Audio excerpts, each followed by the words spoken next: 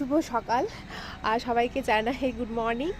আর চলে এসেছি ছাদে, পুরো কাঁপতে কাঁপতে যা ওয়েদার আজকে, সেই কালকে রাত্রির থেকে মোটামুটি কালকে কেন সন্ধ্যের থেকেই প্রচণ্ড হাওয়া দিচ্ছে, যদিও এখন একটু মনে হচ্ছে মানে একটু কমেছে হাওয়াটা, একদম কমে যায়নি।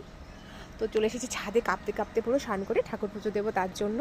আর একমাত্র ছাদে এসে তোমাদের সঙ্গে বেশি আমার কথা হয়।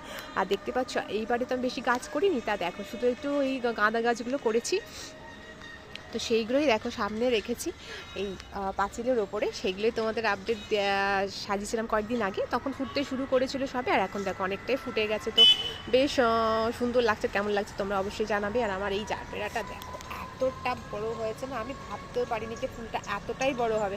আমার তো ভীষণ আনন্দ হচ্ছে, ছাদে এত সুন্দর যদি ফুল থাকে তো কার না ভালো লাগে। আর আজকে জবা দেখো তিনটে ফুটেছে একসঙ্গে, ঠান্ডার জন্য ফুটতে পারেনি, দেখতেই পাচ্ছ।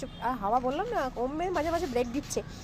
তো সত্যি মনে হচ্ছে যেন সকাল করে, তো কি বলবো তোমাদের, সকালটা তো মনে হচ্ছিলো পুরো দার্জিলিংয়ে চলে এসেছি। সকালে যে ওয়েদারটা ছিল, কুয়াশা যদিও পড়েনি, কোনো কোনো জায়গায় কুয়াশা পড়ছে, বাট আমাদের এখানে কুয়াশা পড়েনি, কিন্তু প্রচণ্ড হাওয়া।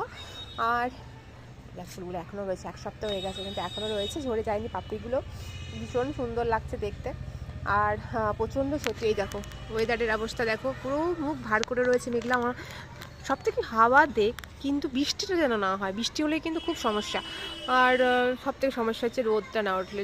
যতই ঠান্ডা ওয়েদার থাকুক না কেন, টেম্পারেচার যতই নিচে নামুক, কিন্তু যদি রোদটা থাকে না তো সেরকম কিছু মনে হয় না। বাট এখানে রোদের কোনো, আজকে মনে হয় না কোনো রোদের দেখা পাওয়া যাবে, জানি না বেলা গড়ার সঙ্গে সঙ্গে কী হবে। তো এই আর কি অবস্থা। তোমরা কেমন আছো বলো ঠান্ডাতে? আর আমি তো রয়েছি কোনো রকমে কাঁপতে কাঁপতে আর কি, গাছপালা চলে এসেছি দেখো। এটা একটা নতুন গাছ, জানি না নামটা ঠিক জানা নেই আমার, আমার হাজব্যান্ডের খুব প্রিয় এটা গাছ, ও নিয়ে চলে এসেছে আর কি। তো তোমাদের সঙ্গে অবশ্যই শেয়ার করবো এটা কি গাছ, কেউ জেনে থাকো, আর যদি তোমরা কেউ জেনে থাকো না এই গাছটার নাম কি, তো অবশ্যই কিন্তু কমেন্ট করে জানাবে।